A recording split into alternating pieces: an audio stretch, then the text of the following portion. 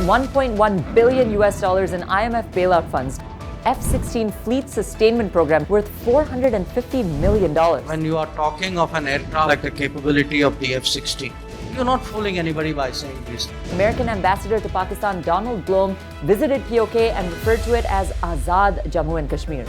Why does the US mollycoddle Pakistan so much? And what implications does this have for India? Let's take it from the start.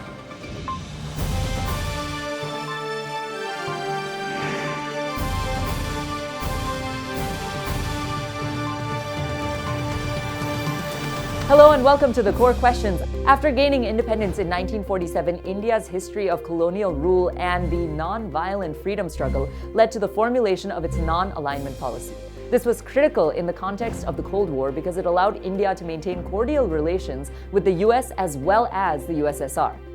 In the late 1970s, at the height of the Cold War, a strong ally in Asia was a strategic necessity for the US. That role was enthusiastically taken up by Pakistan. India, on the other hand, stuck to its neutral position, choosing to focus instead on domestic challenges. The Cold War was not India's fight, and it refused to be drawn into taking sides.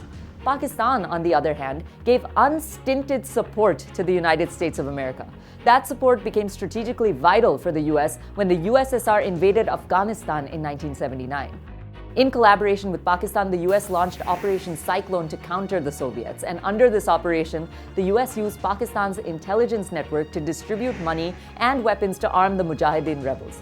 These cadres waged a low-intensity counter-offensive against the Soviets. Eventually, the Soviets decided to cut their losses and leave Afghanistan. Given that Iran had already been designated as a sponsor of terrorism by the US in 1984, Pakistan again became strategically critical for the West. The new millennium dawned with a deepening of the Pakistan-US relationship post the 9/11 terror attacks on the New York City Twin Towers and the Pentagon. Billions of American taxpayers' dollars flowed into Pakistan. Tonight, I can report to the American people and to the world that the United States has conducted an operation that killed Osama bin Laden, the leader of Al-Qaeda.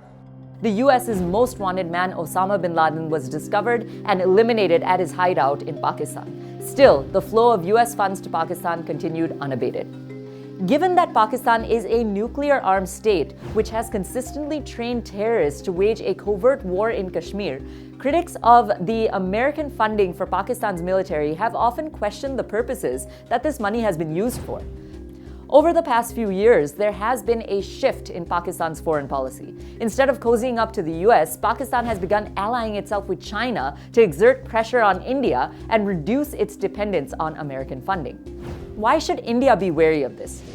Historically, India and the US have had an on-off relationship. The US wasn't thrilled about India's non-alignment stand during the Cold War and its friendship with Russia. Even today, it's been 2 years since we had a full-time US ambassador in India. The implicit message is to coerce India into aligning itself with the US's foreign policies in the region. There has also been a global narrative pushed by the US to vilify India for buying oil from Russia. A US program that lowered tariffs on imports from a clutch of countries that included India lapsed in 2020 and has not been renewed by Congress.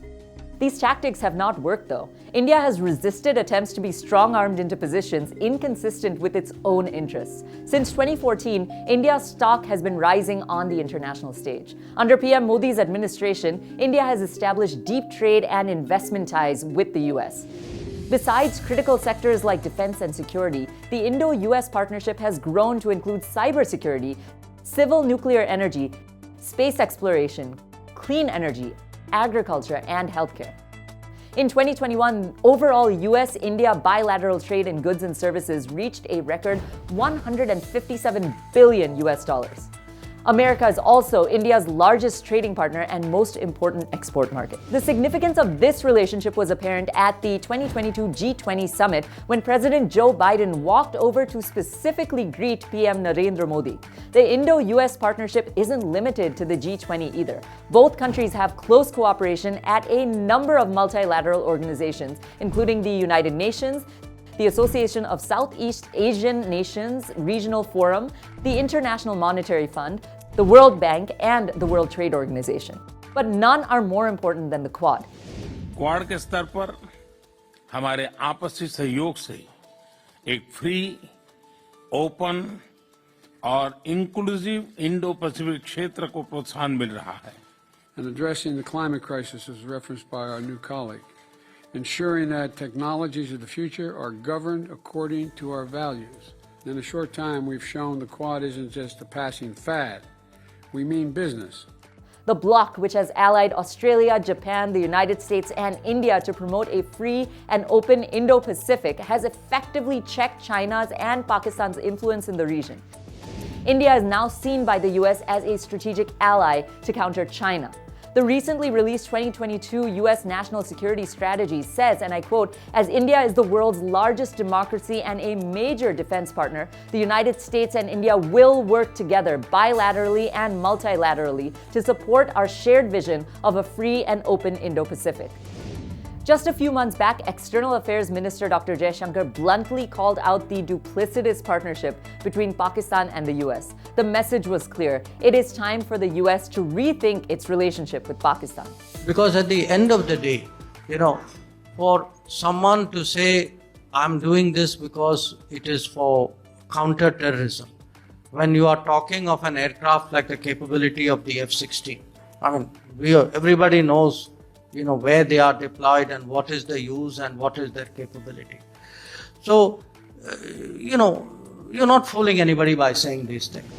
These developments have put immense pressure on Pakistan and made it nervous about losing ground to India when it comes to a relationship with the US. Justifiably so, because any walkback from the US would have severe consequences for Pakistan, whether it's direct funding or supply of weaponry. Concurrently, PM Modi has frequently and consistently stressed India's cultural greatness while touting its military capabilities and its economic potential. These, coupled with a stronger India-US relationship, could trigger a change in US policy regarding Pakistan. It's more than likely that India will be a closer ally of the US than Pakistan in the future. India has taken its place on the world stage and makes no apologies for prioritizing its own needs and taking an independent stand on global issues. In this new world order, Pakistan's geostrategic position, which it has milked for decades, is on the wane. Thank you for tuning in to The Core Questions. Catch the latest episode of Tuesday and Thursday of every week. Be sure to like, share, and subscribe, and also leave your comments below. Until next time, this is Priyanka Deo signing off.